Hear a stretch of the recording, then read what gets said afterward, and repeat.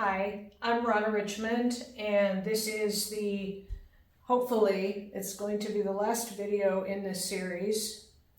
It's turned out to be quite a saga, and I'm going to be using Liquid Original to do my glazing, and this will be the last couple coats of paint on my canvas. Liquid Original is what I use as my painting medium, and I use it in making glazes. And today I'm going to be making a lot of glazes and then maybe a few other more opaque colors. But glazes are just paint that have been thinned, and it makes them very transparent when you thin them with liquid. And it also adds gloss. And I've been using liquid since I started painting well over 30 years ago, and I've never used anything else. I'm super happy with it. And there are different formulations. This is the original formulation. They have a couple that are thicker, and then they have one that's thinner, and this one works great for me. Let's get started.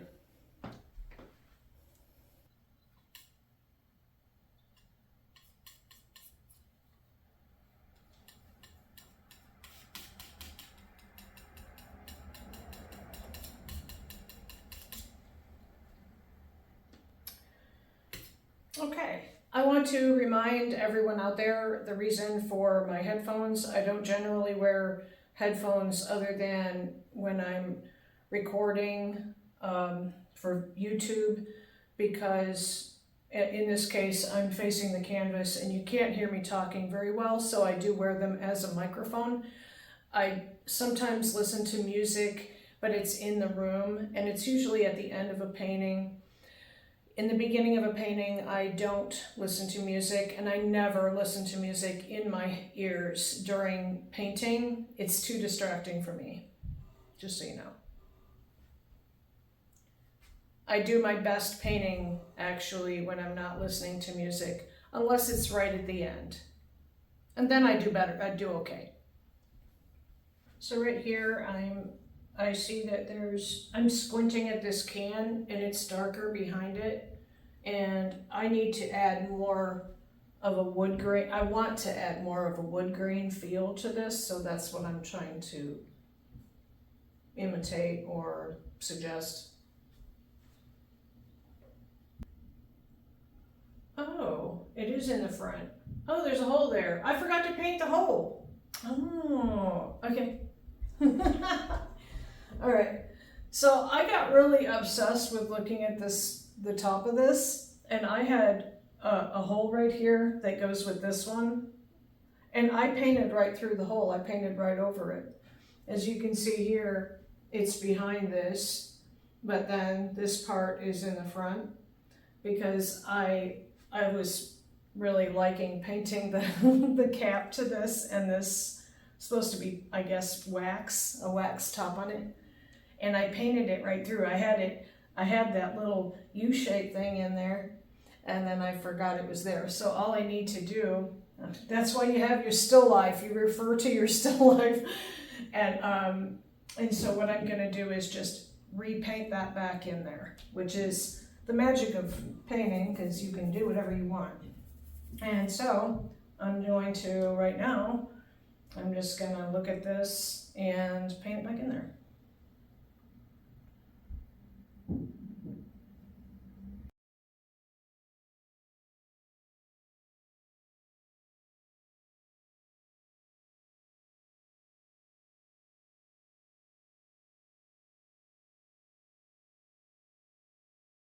You're gonna see me walk away from the painting and come back. It's because I get at a distance a lot and look, so I can see the painting from farther away. If I'm always standing right here, I see it, I'm kind of zoned in. I've got kind of blinders on when I'm over focusing on a small part, and then if you get away from the painting, you can sometimes see things that you don't see when you're really close.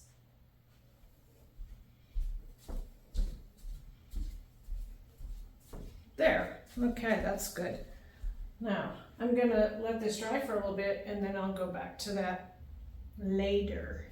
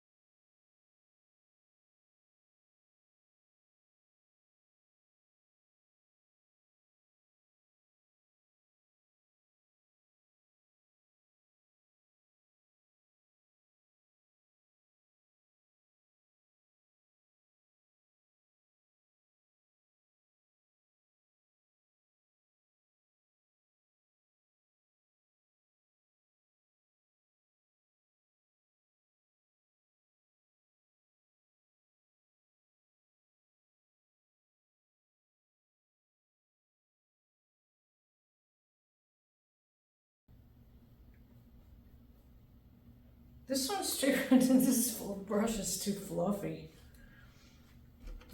This one, I don't know, this one's pretty fluffy too.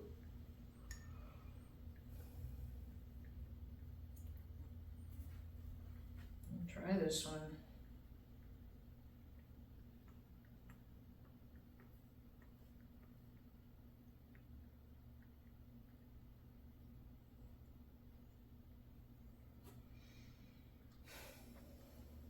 Except it's just fluffy as hell, and I need a less fluffy brush.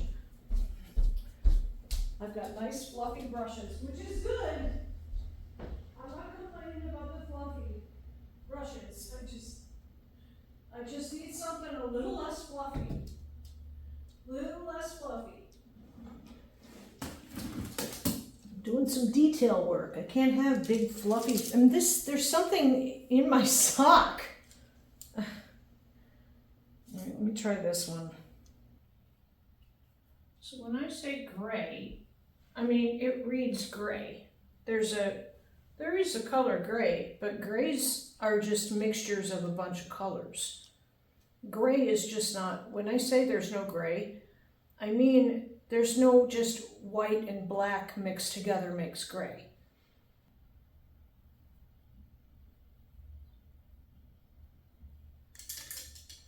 Not too many brushes in here.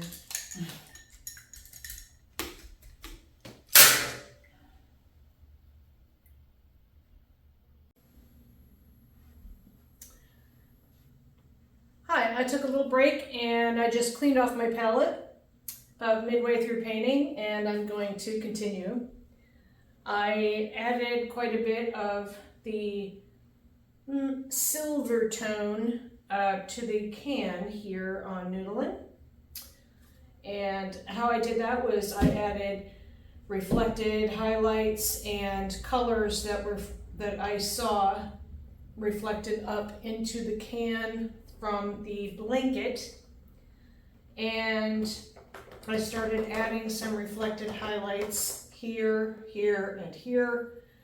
And here's my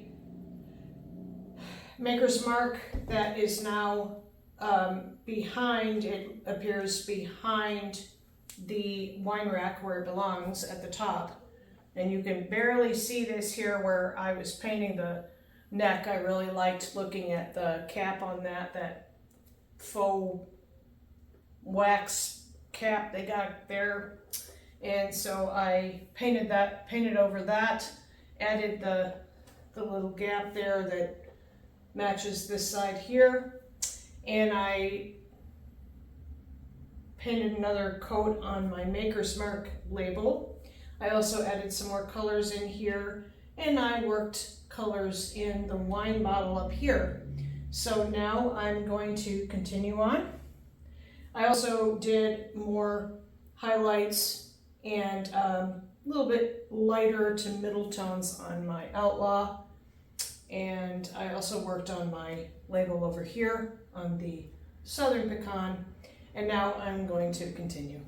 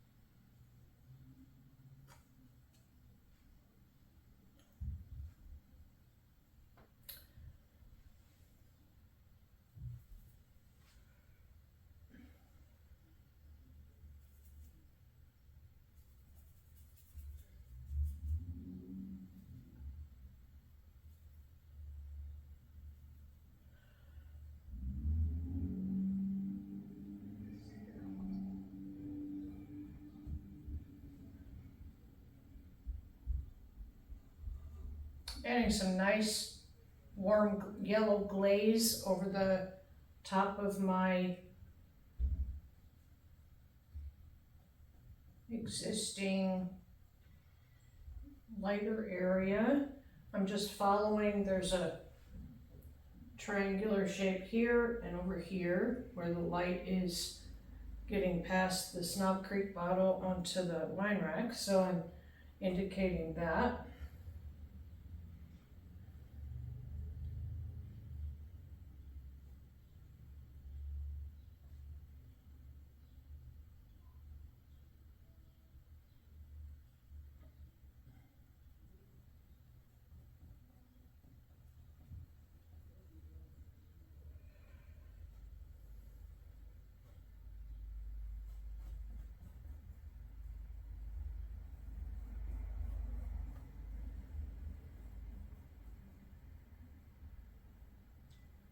Let's see, this is in shadow right here.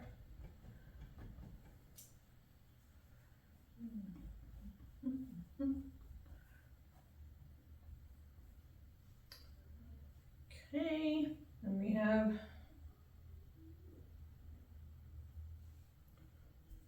some light coming through here.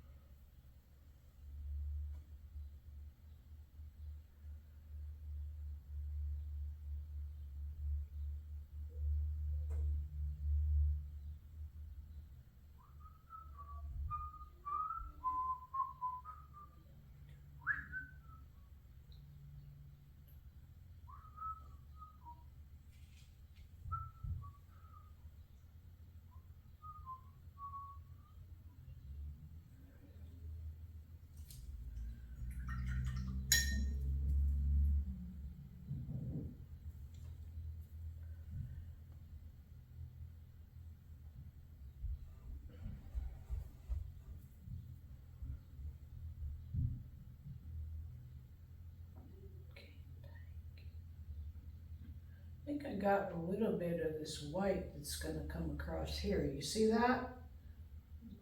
Gonna come across here, match that. So I'm gonna make some of that. And just do that right there. It just makes good sense.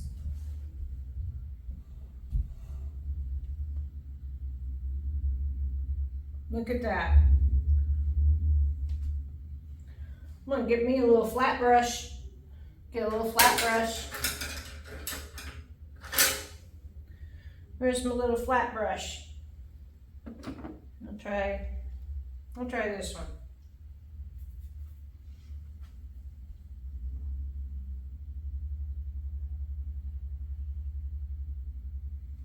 Look how that's gonna draw your eye all the way across like that. It makes sense on the other side. And it acts to draw your eye across that part of the canvas.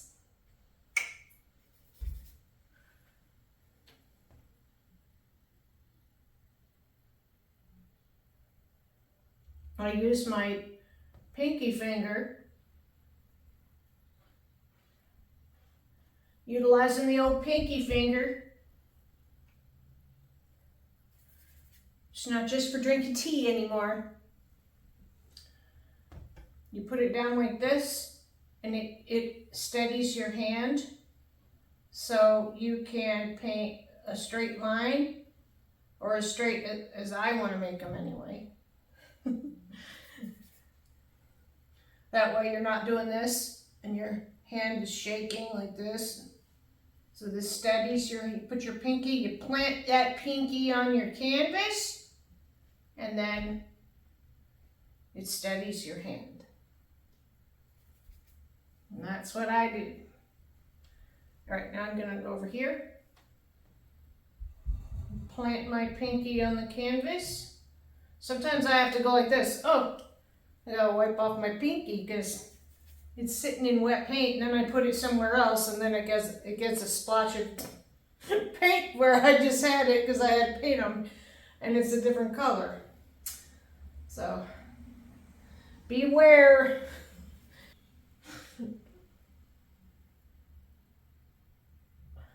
Whoops, look at that.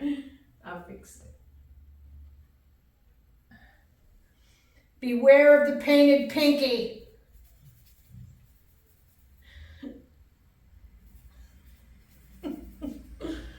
Beware of the painted pinky. You're going to be like, wait a minute, how did I get that paint right there? Oh yeah, I didn't clean off my pinky.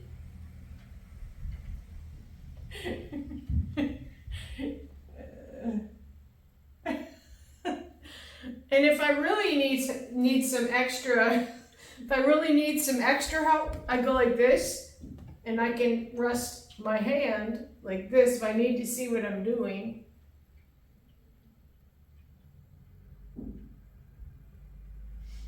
And then move it over here. Same thing with your fingernail or whatever you got going on there. If you don't have a fingernail, you got a fingertip. Just beware, you're going to get paint on it. When you use it to support your hand.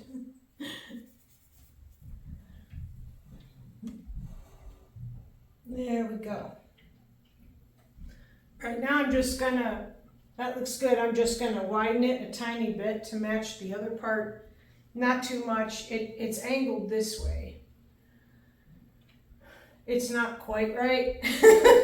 It's not exact, but it doesn't have to be, because I said so.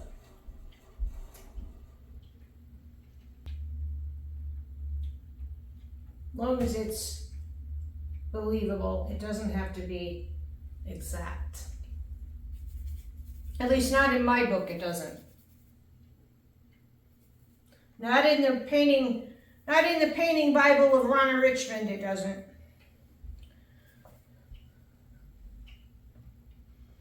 Close is, in some cases, close is good enough. As long as it gets the job done. That's my motto. I'm not copying life, I'm just imitating it.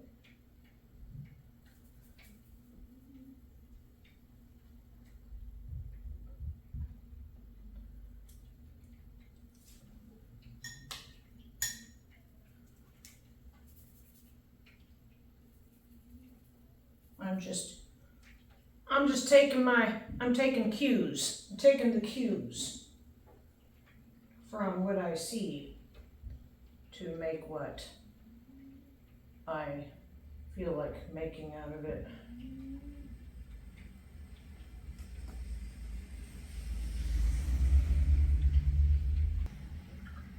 And I don't try to do too much here too quickly, because it's a challenge to do it. So I just do as much as I see at the time, at the moment, and then I'll move on and I'll go back to it and see more later. But I don't I don't just force myself to finish one section and before I move on to the next. I just work until I either run out of stuff to put there for now, or sometimes I'm working with a certain color and then I see another spot catches my eye, and I'll just go over there and go, oh, I'm going to put some of this there too while I have it on my brush. And so that is working intuitively, and I think that that makes for a better painting. So I've got this blue violet. I see right now, this is not where I was gonna be, but look where I put that, and look how cool it looks there. It emphasized that line, and it looks great there. That's intuitive painting.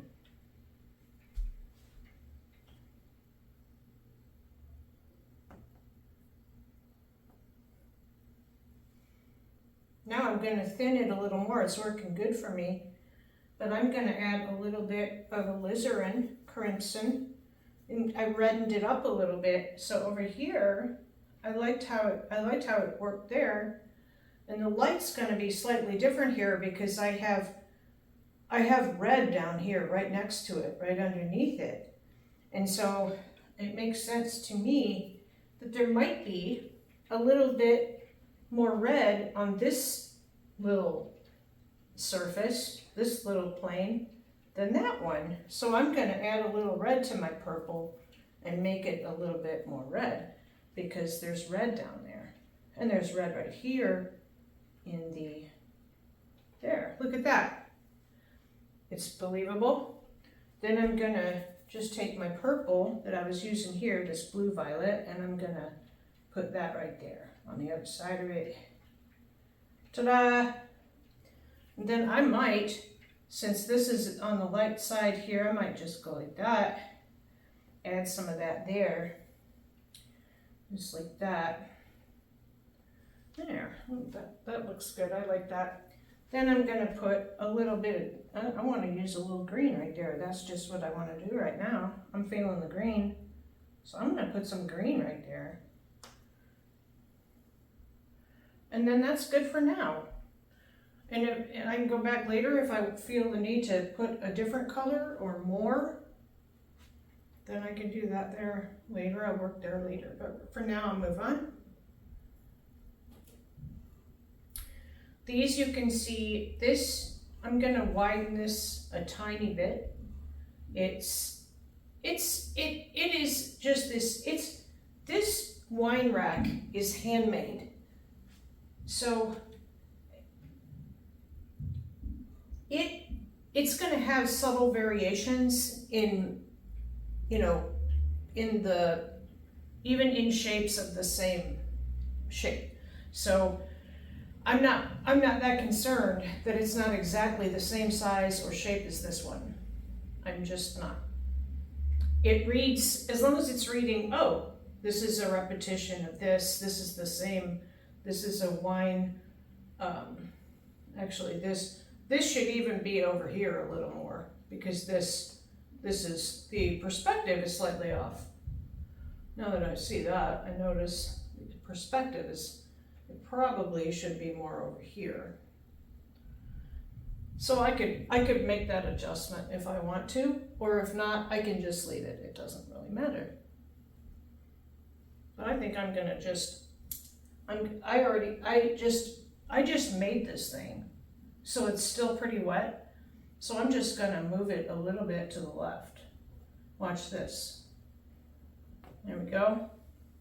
Just take off the major portion of it, and I'm just gonna move it right here. And I'm gonna fudge it, because otherwise the thing is, I like this is artistic license. I want this right here, that I'm gonna refine this whistle, and I want that whistle to be completely surrounded by this piece of wood. I don't want it to be in front of the hole. And so I'm just gonna go, okay, this is close enough. And then I just go like this. And this is bigger anyway, so I can just make it a little bit bigger if I wanted to. And I could leave the other side. Or I could move the whole thing a little bit the other way. It's totally up to me.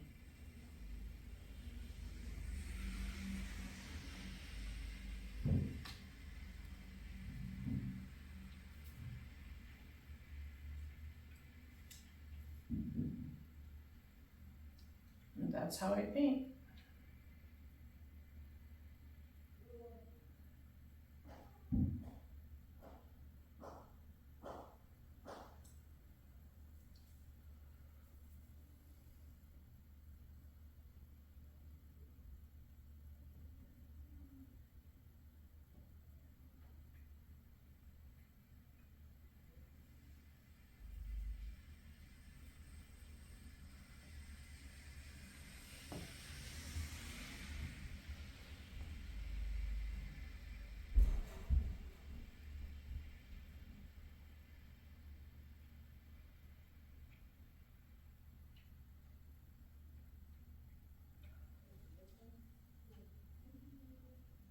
Like that.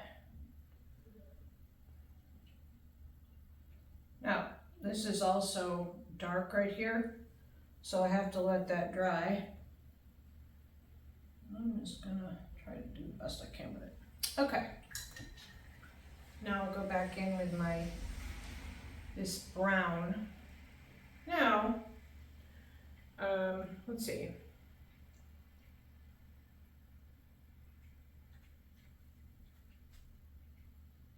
Okay, now I need my red right here. I'm gonna just move that. There's a very, very subtle oval, very, very flattened oval of the top of that cap that I need to put in there. Like that. Okay.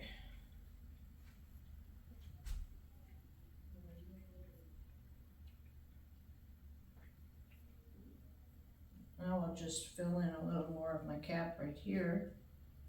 I'm gonna move, this is how I'm moving this hole.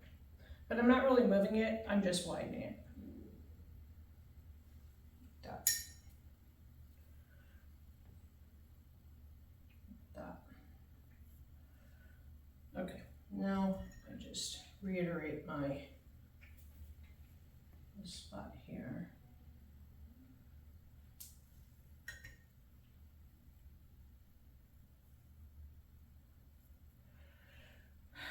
And that's red right there. And that's kind of behind it. So I'm gonna make this red a little darker with some green, because that's the complement. That complement is the color. You know, I was talking about, I don't use a color wheel, but I know what's on the color wheel. I know how to use a color wheel. I know how to use a color wheel. I just don't use a color wheel. But when I say a complementary color, if I want to gray down or darken my red, I have to add its complement on the color wheel, which is green. So I just memorized them, so I don't have to look at a color wheel. I just know what I need to add.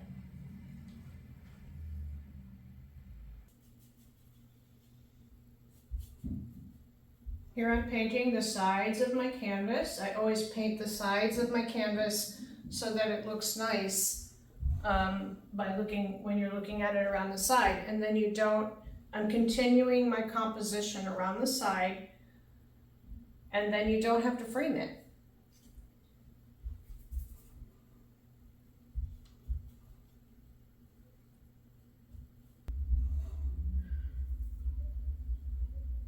I've got this song running through my head that it's been running through my head I sang it.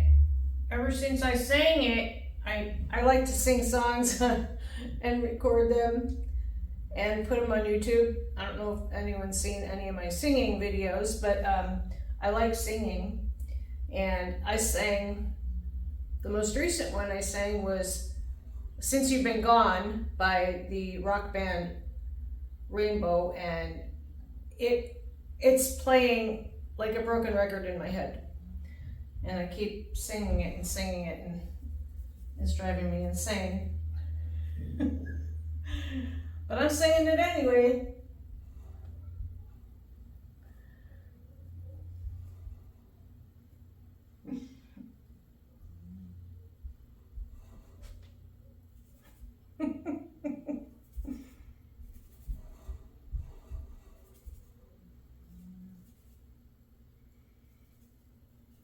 It's a great song. Now I'm gonna adjust, I adjusted the value here on my Winking Owl line. So now I'm looking at this Maker's Mark, and I've got a really nice warm yellow going on there, but it's got like a light yellow green. It's supposed to kind of look like parchment paper, I think, because it's got this little parchment wiggly line here, where that's what parchment looks like.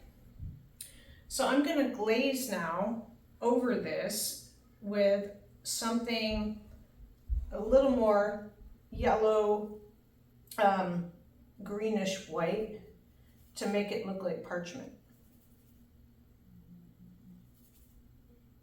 But when you're painting along, you just paint what you see at the time, and then later, as you keep adding more colors, you're gonna see relationships between the object's colors that you didn't see earlier because you didn't have those colors up there earlier. So now I added these tones here, and then the Maker's Mark is like, hey, look at me. I think I need to be this. And then I just go, oh, okay. And then I go do it. But this time it's later in the painting. So I'm doing a glaze over it, because now when I glaze over it, you're gonna see those tones, they get richer because you can see not only the glaze, but the colors beneath it. Because it's lighter, and if you can't really see that closely, but you can see how if you squint your eyes at the Maker's Mark, it's lighter than this, and it's a little bit of a different value, just like a value darker than the Winking Owl, but it's close, but it's slightly darker. But there's a real good contrast between the Maker's Mark letters and the label itself. So I'm going to indicate that.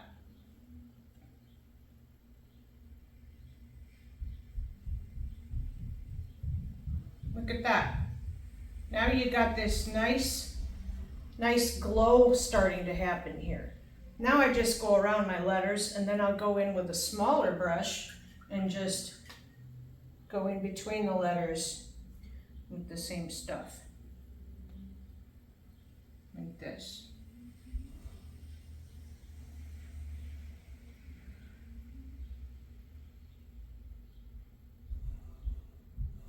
Now we're going over here.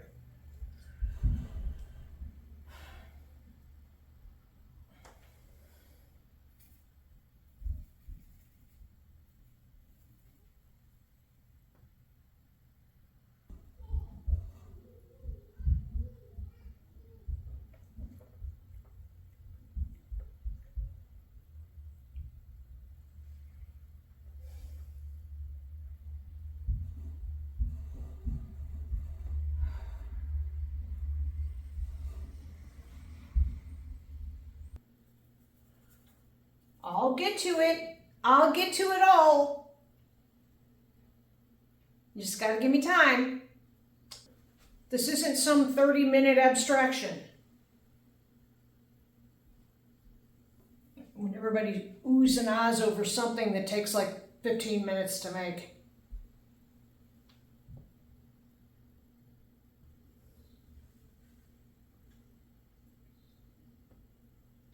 Whew! I'm gonna call this one finished. I might go in and tweak little areas on it, maybe shadow, bright colors. I may adjust some values, but other than that, I'm happy with this. And it took me about between 22 and maybe 25 hours, maybe a little more, to do this piece. And oh, and there's a little piece, I'll probably glaze that little shadow. And I always sign my work. I sign it not only with my name, but also the month and year that I painted it. And it has been really nice over the years to look back at my portfolio and see not only what year I painted it, but what month. And so it makes the chronology even more exact, and I really like that. I hope you've enjoyed this painting and these videos, and if you like them, please give them a thumbs up and subscribe. If you're interested in seeing more of my work, it is at www.ronnarichmond.com. Thank you.